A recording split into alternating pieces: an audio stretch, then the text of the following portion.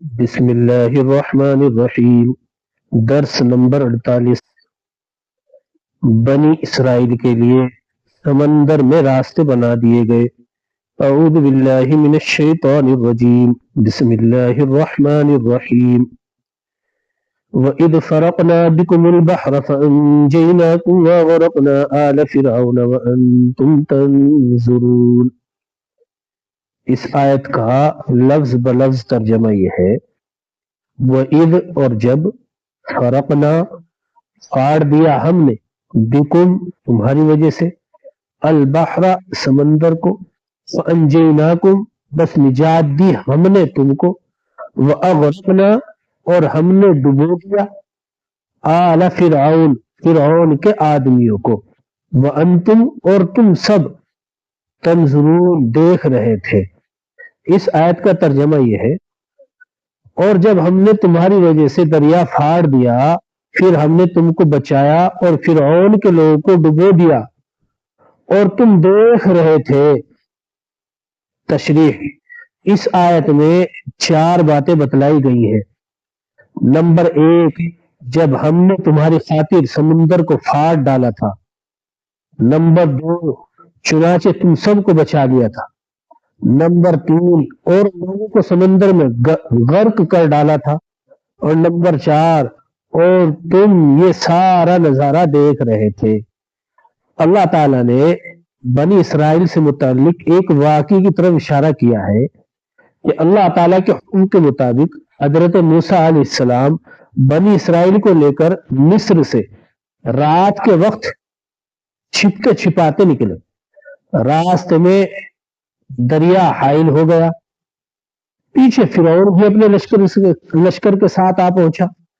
حضرت موسیٰ علیہ السلام نے دریا پر اپنی لاٹھی ماری، جس سے راستے بن گئے، اور حضرت موسیٰ علیہ السلام اپنی قوم بنی اسرائیل کے سامنے دریا پار کر گئے۔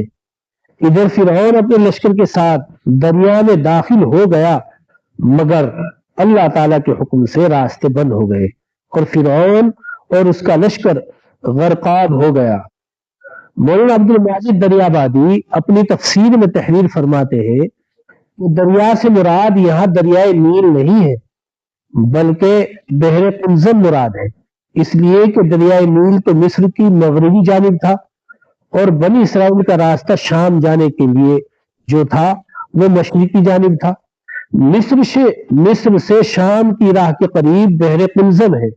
اللہ تعالیٰ کی قدرت پر غور کیجئے کہ اللہ تعالیٰ کے حکم سے سمندر کا پانی سمٹ کر دونوں طرف پہاڑ جیسی دیواروں کی طرح ہو گیا اور درمیان میں خشک راستہ پیدا ہو گیا۔ بنی اسرائیل نے سمندر پار کر لیا۔ بنی اسرائیل کے سمندر پار کرنے کا واقعہ قرآن مجید میں متعدد جگہ موجود ہے۔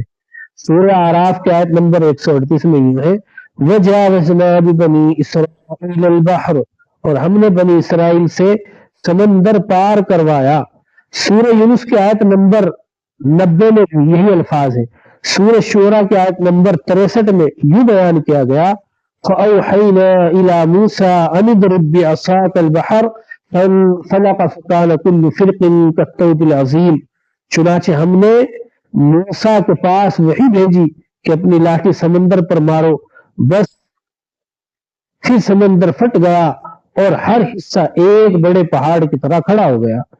قدرت کے یہ مظاہر قرآن مجید میں اس لیے بیان کیے جاتے ہیں کہ ان واقعات کو پڑھنے اور سننے والے اپنے ایمان میں تازگی پیدا کریں، اللہ تعالیٰ کی قدرت و طاقت کا اندازہ لگائیں، اس کی تسبیح و تمحید اور اس کی بڑائی و کبریائی میں رطب اللسان رہے، اور یقین دل میں رکھیں کہ جس کی مدد و نصرت کا اللہ تعالیٰ ارادہ کر لے، دنیا کی کوئی طاقت اسے ہلاک نہیں کر سکتی، اور جس کی ہلاکت کا اللہ تعالیٰ فیصلہ فرما دے، دنیا کی کوئی طاقت اس کی حفاظت نہیں کر سکتی۔ ہمارے ملک کے مسلمانوں کا اہم ترین مسئلہ ہے، ان کے ایمان کا مسئلہ ہے۔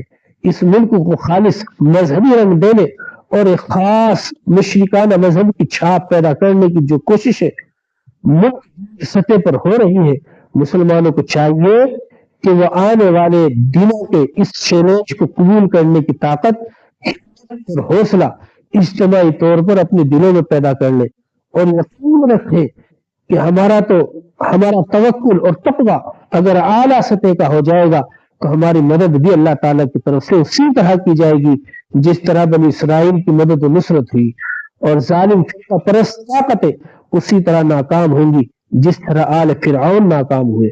اللہ تعالیٰ ہم سب کو اس کی قدرت و طاقت پر ایمان و یقین رکھنے کی توفیق بخشے، ہم مسلمانوں کے جان و مال، عزت و آبرو اور ایمان کی حفاظت فرمائے، آمین آمین آمین ثم آمین۔